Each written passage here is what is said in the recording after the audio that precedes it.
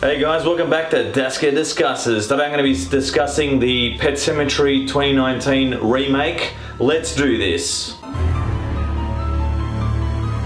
So I just got back from an advanced screening here in Australia. Comes out tomorrow here and a couple of days in the US. And look, I'll just give you a brief rundown of what Pet Sematary is about. It's about a doctor, Lewis Creed, who moves from Boston to rural Maine, and he's a doctor. He becomes a doctor in that state or whatever. And they discover that in their backyard is a mysterious pet cemetery that basically that's on their grounds. Now, I'm not going to treat you guys out there like you've seen the original or read the book. I have done both. I read the book when I was really young, and I saw the original. It came out in 1989. I didn't see it when I was that young, but maybe when I was probably 10, 11 or 12, around there. 30 years ago.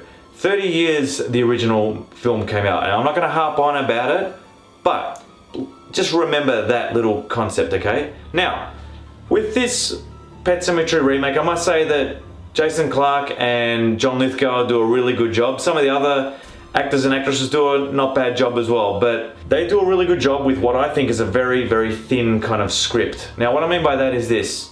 Well, firstly, let's look at the good parts of it. The good parts of it, obviously John Lithgow and Clarke. The other part was a lot of Easter eggs to other Stephen King films and references. You know, there's a sign that says Derry. Other few little ones in there which I really enjoyed, okay? They did try a few things that were different in this film as well, which I'll give them that. Cinematography was okay in parts. However, the major flaws in this Pet Sematary remake are as follows. The opening act, I reckon the first 30 minutes was completely disjointed. I'm talking about some editing decisions that were made were a bit of a mess. Now, I reckon that's got to do with another thing, where the character development between Lewis and when we meet John Lithgow's character, Judd, across the road, his neighbor, we basically don't see them meeting at all, which is a bit ridiculous since they're two key characters in the film. Now, what I mean by that is this. Yes, they're in the film, they have conversations, but we see Ellie, the daughter, meet Judd, and then the mum meet him as well, but then all of a sudden there's a dinner and Lewis and Judd are talking like they're best mates. There's scenes like this, and there's parts of it in the first opening act which just confuse me as well, right? Is it because I was thinking of the original all the time? Maybe, but this review's not, I'm not going to give away a lot of spoilers, but put it this way, if you've seen both trailers for Pet Sematary 2019, and I did do a trailer reaction review on this a few weeks ago, this film was part of my top 10 for 2019, and I'm just going to say it now, I was disappointed. I'm not going to give away a lot of spoilers, but you know what? If you've seen that, like I said, if you've seen the trailers, it spoils everything anyway. The big twist that happens is spoiled in the second trailer. So FYI, if you haven't seen the trailers, don't watch them. Go in fresh. But you know what? Even so, you can see things happening a mile away in this, which is a real shame. They had a real chance to make a great Pet Sematary film, and they stuffed it up. How did they stuff it up? One was the disjointed editing, alright?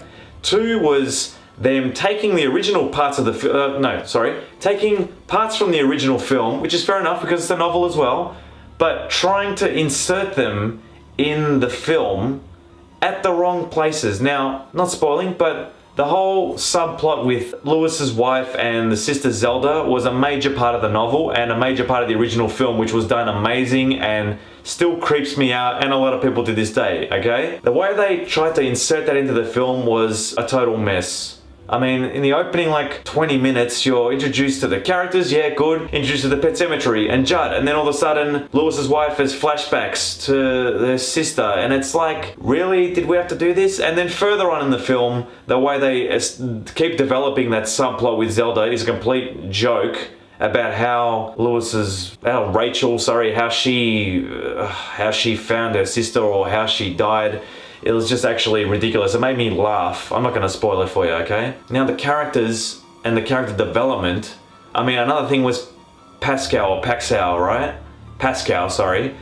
His character in the book and in the original film was another key thing about him, you know, telling him not to cross over the border, but, you know, borders were not meant to be crossed, the land is sour, all that kind of stuff. In this, Pascal was like a real minor character. I mean, he had a couple of glimpses and they used him for scare tactics, one, and also jump scares. Oh my, with the jump scares, this movie, seriously, with the jump scares. Every 10 minutes, the first hour, every 10 to 12 minutes, you'd get a jump scare. And then in the last half an hour, I'm telling you, it was like at least one every 2 or 3 minutes. It was actually a joke. It's like, and it's the standard one where it's just, you know, the guy, Lewis goes to open a door and then he walks into the room and there's a shower or there's a curtain. Obviously there's a curtain and he goes to look behind the curtain and it's all quiet. He pulls it back. There's nothing there. And then all of a sudden, what are you gonna have? Ah! Yeah, scared you, didn't I? I'm talking about it. Cheap ways, I'm sorry, okay? But jump scares just don't do it for me. Now the people in the cinema were jumping up and down and getting all scared. Is that what the director wanted? Obviously he did want something like that, which is fantastic. Good. I did not get scared from these jump scares because one, you could see it happening a mile away. You're probably thinking, well, you're just biased because you like the original, Daska. I'm like, no, hang on. There was people with this advanced screening, I was sitting right next to them. Now this is another pet peeve of mine, is people talking throughout a film, which just really gets on my nerves. I just want to sit there, take it all in, but we had people on the side there right next to me who were, well, you know, I think it was a mum and her son, and she was like literally narrating what would happen next, and she was like, I bet you he's gonna bury his daughter in the Pet Sematary. I'm like, you know what, lady? You're right. One, and I'm not spoiling anything, the daughter's not even dead yet, and she picked it up, and I'm just saying, like, this predictability is the problem in this as well. If they didn't put all this info in the trailer, maybe it would have been great, okay? This whole twist of in the original novel and in the original film that Gage, the little son, crosses the road, and the road is such a key component to this film with the trucks going past, and how Church, the cat, originally dies and they go and bury him and then the cat comes back. That was like it was mentioned once or twice how the road's dangerous. Now the original film, Judd, when he introduces everything to Ellie, the Pet Sematary to Ellie and Lewis and the family, he talks about how the road took a lot of pets and this and that. I just felt that Judd and Lewis's character, they went from having dinner to Church getting run over to we've got to do this now, and the editing was just very like, here, A, B, C, D, no character development. We're just gonna get to what is pretty much saying, okay, audience, we know that you know that what the Pet Sematary does because you've seen the trailer, so we're gonna skip all the backstory of it. We'll give you a little bit later on in the film, and here it is, yeah, we're burying the cat. Oh, cat comes back alive. Oh, yeah, cool, yep. And then what's next on the list? Any kind of backstory? Yeah, well, Judd tells him that, yeah, my dog was sick and we had to put him down and we put him there and it didn't come back the same or whatever. Yeah, cool. Then you've got the big twist where they take the original scene from the original film and they twist it, and again, no spoilers, the truck doesn't hit Gage and we all know what happens from there. And this is where Pet Sematary completely just fell apart for me. Not only was it a problem in terms of like, Lithgow and Clark did a really good job, okay?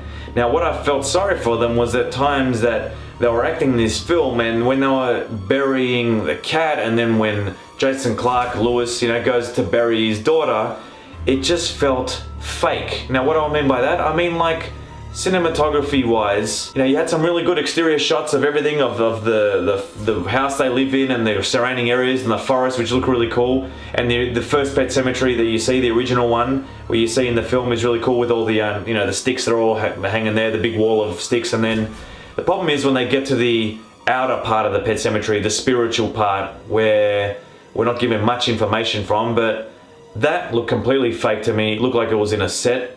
Now you're probably thinking, well, it probably was, Daska. No, I'm saying that compared to like something made 30 years ago, where you believe these guys hiked and they went there and they dug and they buried everything in there and then they walked out and they walked back, it was like a big journey. This was just like, oh yeah, cool, we're gonna climb this wall, get to this Pet Sematary, bury the cat, and then we're done. It just looked fake, and that was the one problem for me.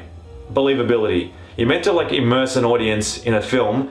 Didn't do that for me at that point. So there was a lot of things like that. One was that the bad set, some of the set design was shocking, but also the jump scares. Okay, enough with it. Now you're probably thinking, well, Daska, hang on, maybe that's what the audience want. The audience want to go, pay a ticket, get scared, jump scares, you know, creepy little girl, you know, brought back to life, zombie girl, whatever. Fair enough. However, if you're a fan of the original and a fan of the novel, and a fan of Stephen King films, then you're going to be disappointed. Put it that way.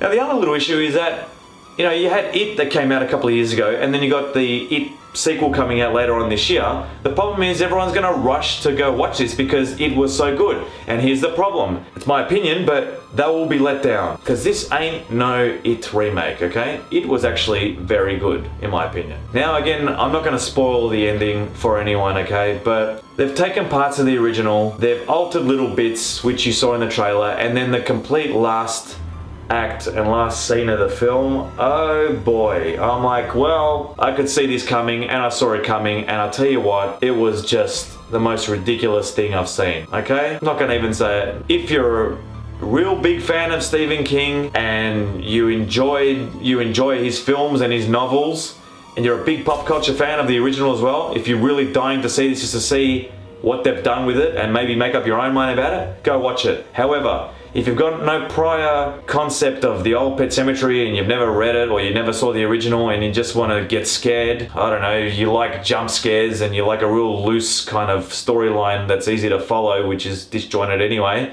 then go watch it, okay? Now I recently watched Us the other week as well. I really enjoyed Us, and I'd say go with that. So that's my take on Pet Sematary 2019. And my final score for it, after taking all that into account and putting away the whole love of the original and the book and everything, okay, forgetting about all that, just as a film itself, standalone Hollywood remake of a Stephen King classic, I give Pet Sematary a 4 out of 10. It doesn't even get a pass for me. I'm sorry, that's my opinion. Guys, if you don't agree and if you've seen it, please let me know in the comments. If you like this video, please leave a like. And obviously don't forget to subscribe if you haven't already. If you want to stay up to date with my videos, tap the bell as well for your notifications, yeah? But that's what I give it. So I'll see you guys next time on Daska Discusses.